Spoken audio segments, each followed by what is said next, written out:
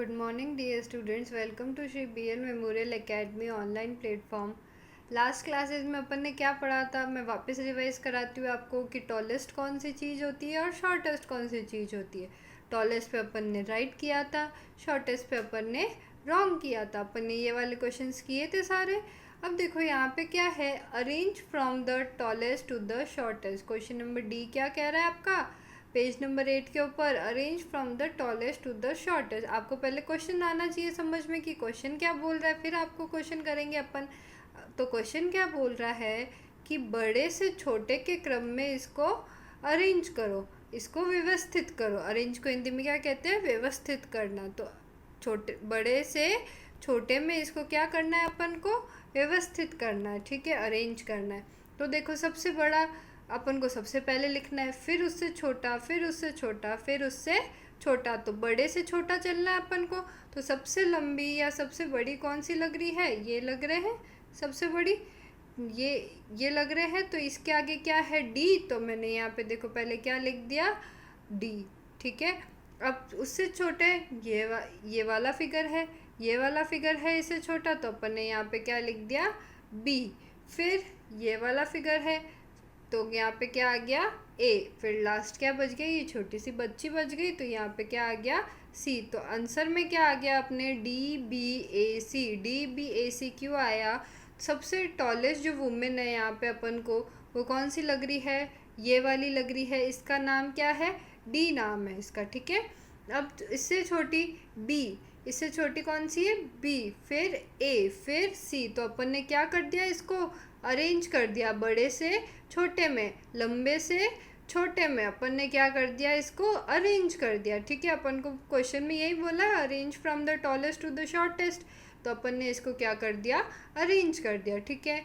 अब देखो arrange from the tallest to the shortest, question number E में भी यही बोला है कि इसको टॉलेस्ट से शॉर्टेस्ट में अरेंज करना है अपन को।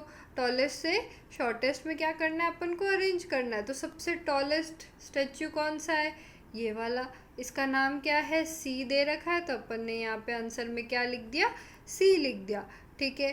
फिर नेक्स्ट कौन है इससे थोड़ा सा छोटा, तो क्या हो गया, ए, फिर डी, फिर बी। तो अपन ने क्या किया, इससे लंबे से छोटे में अरेंज कर दिया। तो आंसर अपना क्या आया, C A D B.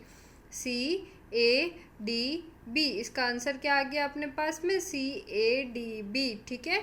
C A D B क्यों आया, क्योंकि देखो सबसे बड़ा स्टैचू कौन सा है, ये वाला ही अपन को दिख रहा है, लॉन्गेस्ट टॉलेस्ट अपन को दिख रहा है ये। फिर अपन के पास ये वाला है, फिर अपन के पास ये लंबा दिख रहा है, फिर अपन को ये वाला लंबा दिख रहा है। तो अपन ने क्या कर दिया, इसको अरेंज कर दिया। अब देखो क्वेश्चन नंबर एफ में क्या कह रहा है, the correct order of increasing height is, मतलब छोटे से बढ़ती हुई हाइट का करेक्ट ऑर्डर बताना है। तो छोटे से बढ़ती हुई, छोटे से बढ़ रही है, तो अपन को पहले क्या लिखना पड़ेगा, छोटा वाला, फिर बड़ा, फिर बड़ा, फिर बड़ा। अपन ने ऊपर के दो क्वेश्चंस में तो क्या किया कि बड़े से छोटा किया है। अब अपन को क्या करना पड़ेगा, छोटे से बड़ा करना पड़ेगा। अब अपन को क्या करना पड़ेगा, छोटे से बड़ा करना पड़ेगा। तो सबसे छोटा पौधा कौन सा है इसके अंदर, बी। सबसे छोटा पौधा कौन सा है, बी। तो अपन ने क्या लिख दिया, पहले बी लिख दिया, ठीक है। फिर उससे बड़ा थोड़ा सा डी, तो अपन ने क्या लिख दिया आंसर में, डी लिख दिया। फिर उससे बड़ा ए, तो अपन ने आंसर में क्या लिख दिया, ए लिख दिया। फिर उससे बड़ा सी, आंसर में क्या लिख दिया अपन ने, सी लिख दिया। तो आंसर क्या आ गया इसका, बी डी ए सी।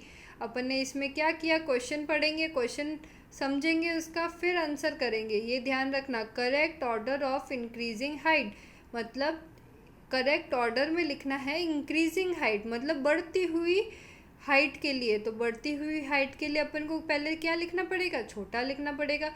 फिर हाइट बढ़ेगी तो बड़ा, फिर थोड़ी बड़ी तो फिर बड़ा, फिर सबसे बड़ा, ठीक है। आया आपको ये समझ में। नेक्स्ट क्लास में अपन इसके आगे की एक्सरसाइज करेंगे। जहाँ तक मैंने पेज नंबर 8 तक सबके एक्सरसाइजेस कंप्लीट होनी चाहिए। मैं रोज़ एक एक्सरसाइज लेकर आ रही हूँ आप लोगों के लिए, और आप इसको घर बैठ के अच्छे से देखें और अच्छे से नोटबुक में करें। Thank you.